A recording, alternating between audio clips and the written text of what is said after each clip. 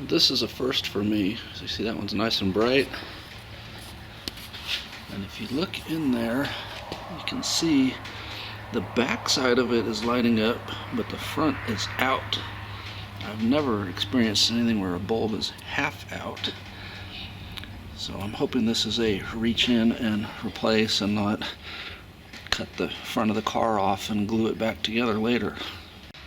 So the passenger side one is much easier. It's just right there. Driver's side, if you start here, it should be right back there.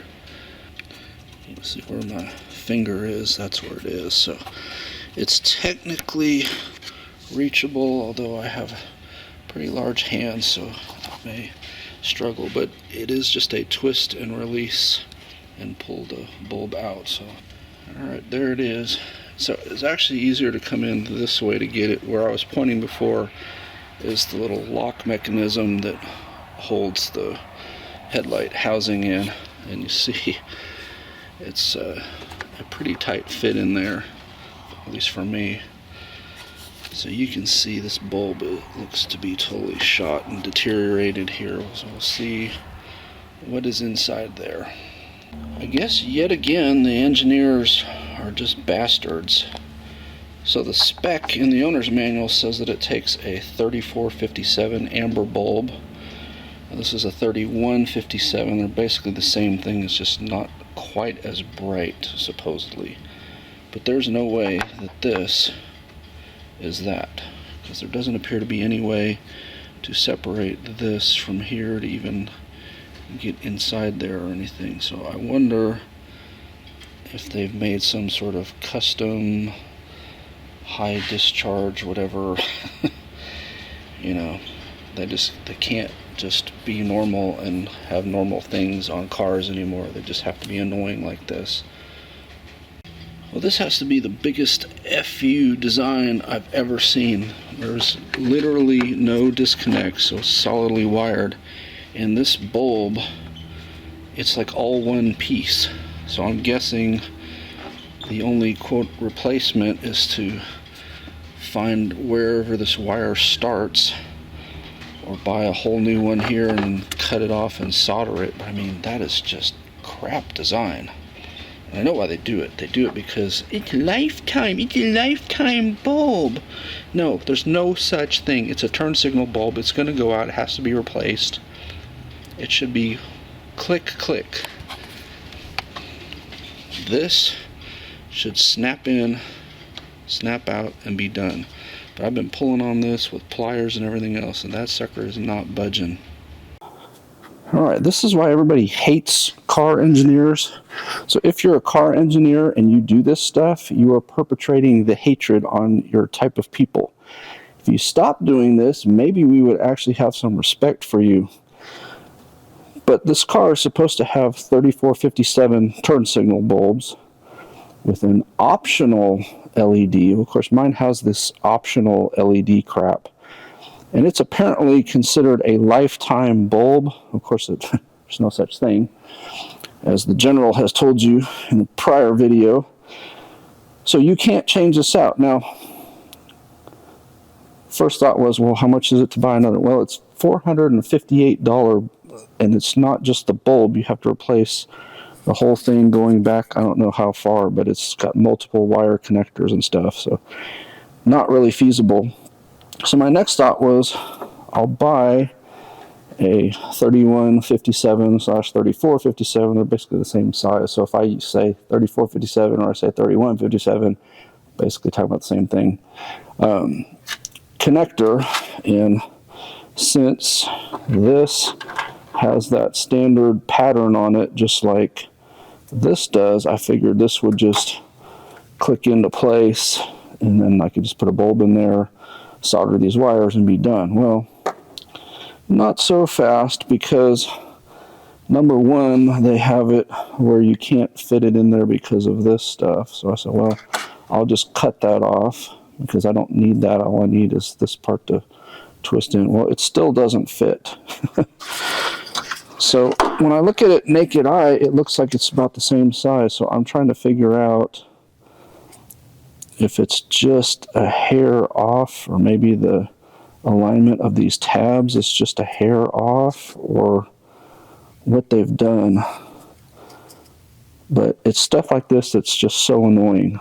I mean, there's absolutely no reason to have anything considered a lifetime fluid or a lifetime bulb or a lifetime anything on the car. It just doesn't work. Everything is a wear item, has to be changed. Fluids and light bulbs are prime examples of things that need to be regularly changed. And they should be easy to access and easy to change. But I am bound and determined to figure a workaround for this and show it to you whenever I figure it out, because this stuff just pisses me off and there's no reason for it at all.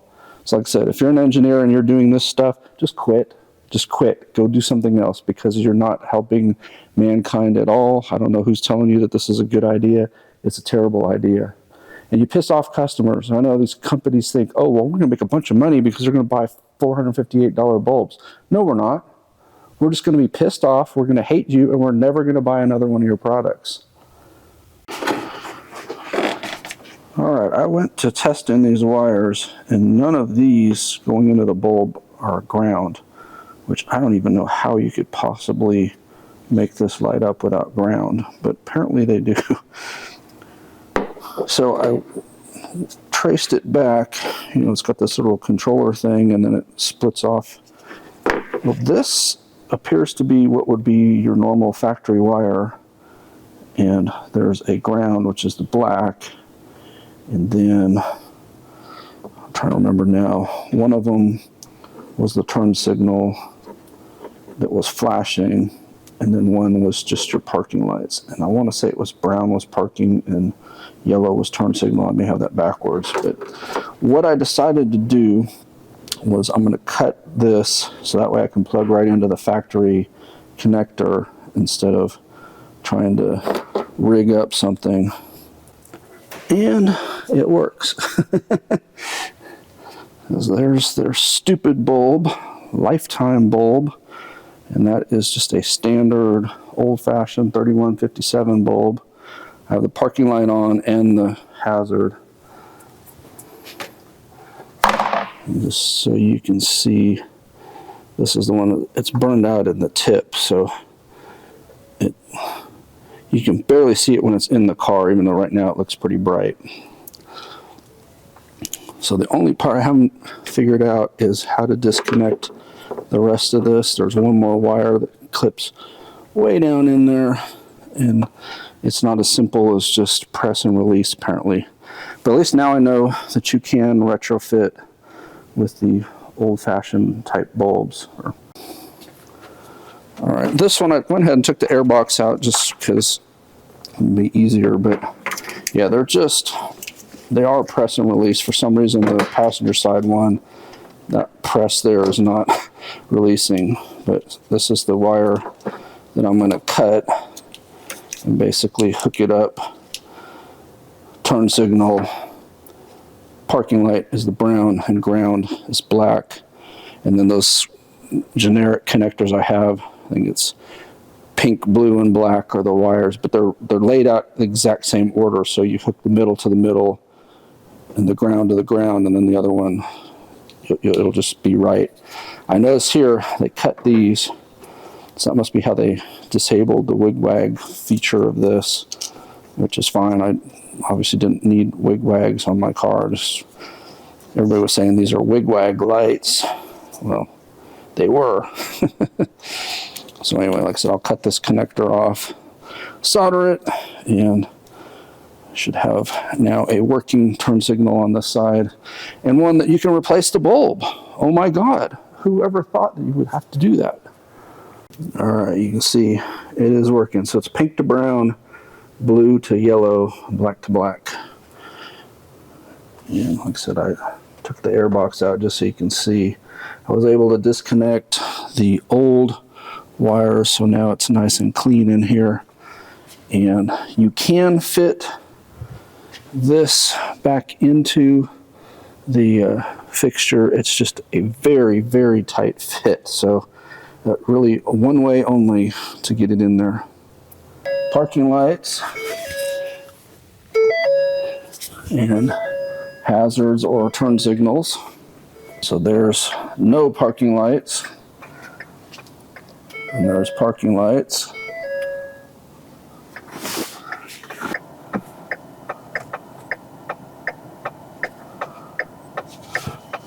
Parking light, turn signal.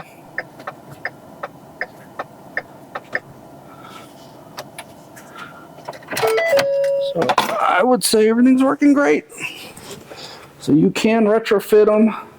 You don't have to pay their stupid $500 fee to get a new light, and that's just a part. I'm sure it's probably $1,000 replacement, you know, installed. Or you can DIY like I just did. So now, if you need to change the bulb, instead of paying some exorbitant fee, just reach in, give it about a quarter turn twist,